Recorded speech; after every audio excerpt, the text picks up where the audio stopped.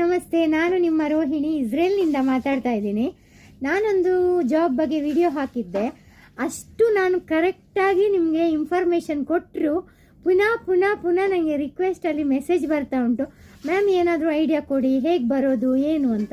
ನಾನು ಡೈರೆಕ್ಟಾಗಿ ನಿಮಗೆ ಒಳ್ಳೆ ಏಜೆನ್ಸಿ ಅಂದರೆ ಅದು ಯಾವ ಏಜೆಂಟನ್ನು ನೀವು ಹಿಡಿತೀರಾ ಆ ಏಜೆಂಟ್ನವರು ನಿಮಗೆ ಕೊಡೋದು ಅದೇ ಏಜೆನ್ಸಿ. ಸೊ ನಾನು ನಿಮಗೆ ಅಷ್ಟು ಒಳ್ಳೆ ಏಜೆನ್ಸಿ ಕೊಟ್ಟಿದ್ದೇನೆ. ನೀವು ನಾನು ಕರೆಕ್ಟಾಗಿ ಹೇಳಿದ್ದೇನೆ ನಿಮಗೆ. ನೀವು ಆ ಏಜೆನ್ಸಿಗೆ 4 ಕಾರ್ನರ್ ಅಂತ ಏಜೆನ್ಸಿ ಉಂಟು, ಬ್ರಹ್ಮಾವರದಲ್ಲಿ ಉಂಟು. ಅಲ್ಲಿಗೆ ನೀವು ಹೋಗಿ ಅವರ ಹತ್ರ ಎಲ್ಲ ಡಿಸ್ಕಸ್ ಮಾಡಿ ಏನು ವಿಷಯ ಎಂತ ಅಂತ. ಮತ್ತು ತುಂಬ ಜನ ಕೇಳ್ತಾ ಇದ್ದೀರಿ ಏಜ್ ಲಿಮಿಟ್ ಏನು ಮೇಡಮ್ ಅಂತ. ನಿಜವಾಗ್ಲೂ ಏಜ್ ಲಿಮಿಟ್ ಬಂದು 25 to 45 ಇಯರ್ಸ್ ಏಜ್ ಲಿಮಿಟ್ ಇದೆ. ಮತ್ತು